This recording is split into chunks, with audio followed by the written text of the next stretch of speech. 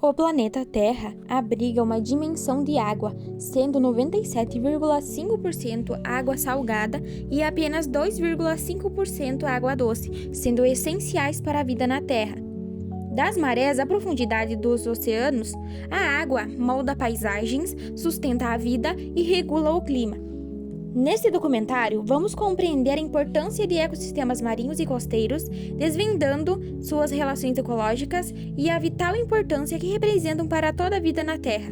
Sistemas complexos, onde cada organismo, dos microscópicos ao gigante, desempenha um papel crucial.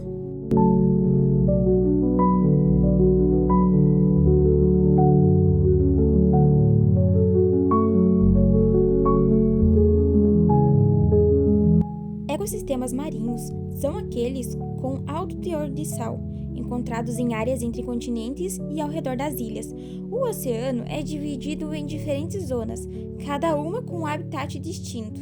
Temos a zona pelágica, a coluna d'água, onde a vida flutua e se move livremente, a zona bentônica, o fundo do oceano, e as zonas de profundidade, que podem ser denominadas pela disponibilidade de luz, e as fossas oceânicas.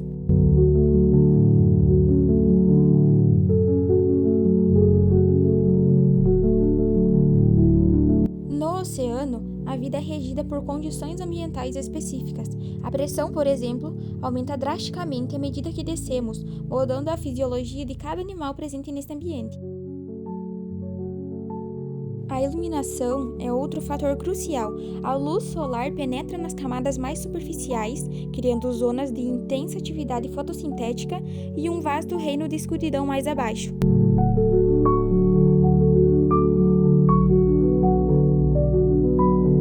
Neste ecossistema encontramos seres microscópicos. O plâncton, que vem do grego planktos, que significa errante, se refere a todo o conjunto de organismos aquáticos, tanto de água doce quanto salgada, que possui pouca ou nenhuma capacidade de locomoção própria. E por isso são principalmente arrastados pelas correntes e movimentos da água. O fitoplâncton é composto por uma diversidade de microalgas e cianobactérias que vivem suspensas na coluna d'água.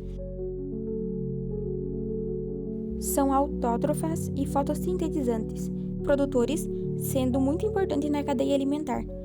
Também atuam como reguladores climáticos globais.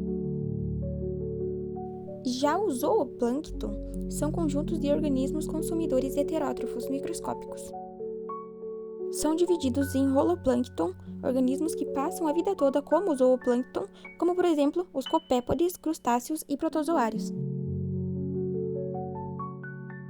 Temos também o meroplâncton, organismos que passam apenas uma fase como zooplâncton, larvas de diversos grupos de animais, como por exemplo o molusco.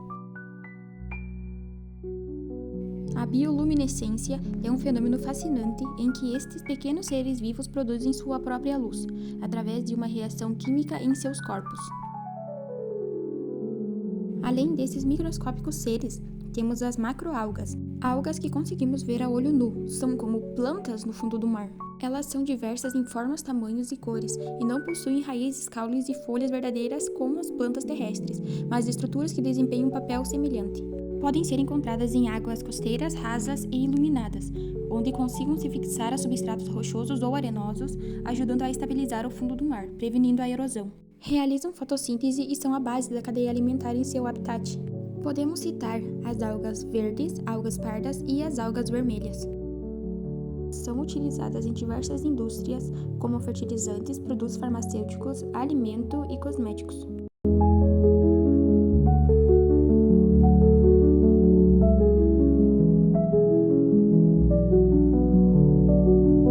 Quando nos referimos em biodiversidade marinha, um habitat que se destaca por sua exuberância são os recifes de corais. São, sem dúvidas, um dos ecossistemas mais espetaculares da Terra, frequentemente chamado de florestas tropicais do mar. Para entender um recife, primeiro precisamos conhecer o coral. Um coral não é uma rocha nem uma planta, é um animal marinho minúsculo, parente das anêmonas do mar e das águas vivas. Esse pequeno animalzinho se chama pólipo de coral. Os recifes de corais são construídos por milhões desses pólipos, mas não são pólipos quaisquer. São pólipos de corais pétreos, também conhecidos como corais duros. Ao longo de milhares de anos, esses pequenos pólipos extraem cálcio e carbonato da água do mar e usam para construir um esqueleto externo rígido de calcário. Eles crescem e se reproduzem, e seus esqueletos vão se acumulando, formando as estruturas complexas e rochosas que conhecemos como recifes. É um processo lento, mas que resulta em formações colossais. Os corais moles não formam esqueletos rígidos como os duros, mas adicionam textura, cor e complexidade ao recife, parecendo plantas onduladas. São pertencentes ao filo Cnidaria. Os recifes de corais abrigam uma comunidade diversificada de seres vivos. Além do filo Cnidaria, estão o filo Porífera, Molusca, Artrópoda, Equinodermata e Chordata. As esponjas, pertencentes ao filo Porífera, são animais simples e muito essenciais. São animais filtradores, atuam filtrando a água com seus corpos porosos, sem tecidos verdadeiros, retiram partículas de alimento e detritos, ajudando a manter a água limpa e clara. As anêmonas do mar, pertencentes ao filo Cnidaria, são predadores que usam seus tentáculos repletos de células urticantes para capturar pequenos peixes e crustáceos. Ajudam a remover a matéria orgânica em excesso do ambiente, contribuindo para a limpeza e saúde da água. Oferece abrigo e proteção a outras espécies, como por exemplo o peixe-palhaço. A maioria dos peixes e outros organismos seriam paralisados ou mortos pelas células urticantes dos tentáculos da anêmona. No entanto, o peixe-palhaço desenvolveu uma camada de muco especial que o protege do veneno da anêmona.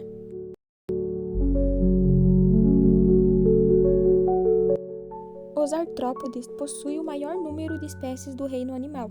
Nos recifes, os principais representantes são os crustáceos, como caranguejos, camarões, lagostas e ermitões. Desempenham diversos papéis. Alguns são necrófagos, predadores ou herbívoros. Muitos são presas importantes para peixes e outros animais maiores. Os cordados também são importantes. Representa basicamente os peixes com notocorda e os vertebrados.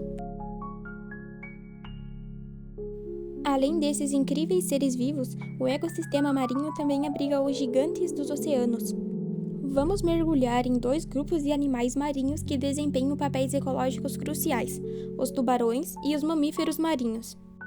Os tubarões são peixes cartilaginosos, pertencentes à classe Chondrichthyes, a mesma das arraias. Existem mais de 500 espécies de tubarões, habitando todos os oceanos, desde as águas costeiras rasas até as profundas. Eles variam enormemente em tamanho e comportamento. Como grandes predadores de topo, podemos citar o temível tubarão branco, o grande tubarão-tigre e o tubarão-martelo. A presença de tubarões indica um ecossistema saudável, pois eles são cruciais no controle populacional e na saúde geral das cadeias alimentares. Já os mamíferos marinhos são um grupo fascinante de animais que, apesar de terem se adaptado à vida aquática, mantêm as características funcionais dos mamíferos. Eles respiram ar pelos pulmões, são de sangue quente, possuem pelos em alguma face da vida e amamentam seus filhotes.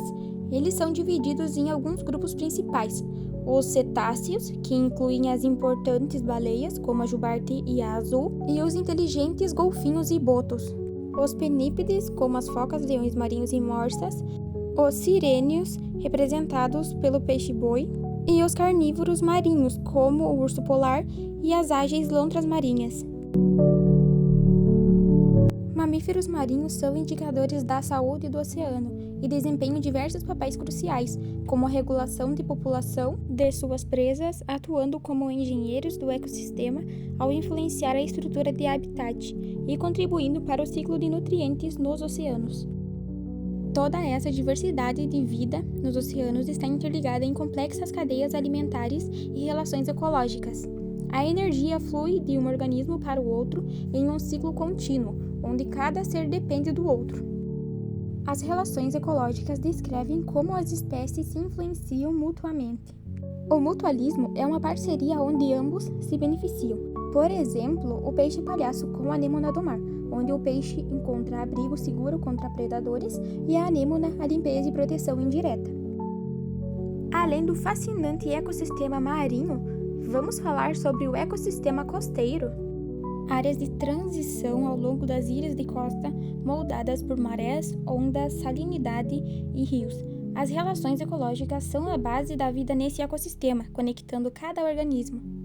Nossa jornada começa nos manguezais, florestas fascinantes onde rios encontram o mar, criando ambientes de água salobra. Suas árvores com raízes aéreas especiais respiram em solos lodosos, pobres em oxigênio, e resistem às marés diárias.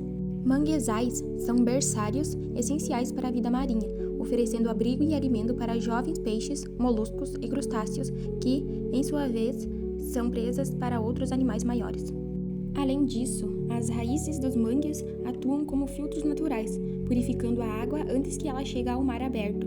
Eles também protegem as costas da erosão e da força das tempestades, sustentando comunidades pesqueiras. Atrás das praias, encontramos as restingas. São faixas de areia com vegetação adaptada a solos pobres, levando a diversas plantas a competirem por nutrientes e espaço. Uma clara relação de competição interespecífica. As restingas abrigam uma rica biodiversidade de animais, incluindo aves, répteis, pequenos mamíferos e insetos. Elas atuam protegendo as dunas e o interior do continente da erosão e dos ventos. Por fim, temos as incríveis dunas, montanhas de areia esculpidas pelo vento. Sua vegetação é escassa e especializada, como gramíneas rasteiras que se fixam na areia e ajudam a estabilizar as dunas.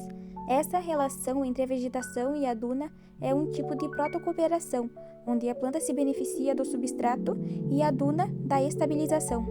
As dunas são barreiras físicas vitais, absorvendo a energia das ondas e protegendo as costas de inundações e erosão. Elas também abrigam uma fauna adaptada a este ambiente único, com animais em relações de predação e competição por alimento e abrigo. Por fim, destacamos a vital importância dos ecossistemas marinhos e costeiros e a necessidade de preservá-los. A degradação de uma parte afeta as outras, evidenciando a interdependência destas comunidades. Preservá-los é garantir não apenas a biodiversidade, mas também a qualidade de vida de todos os seres vivos.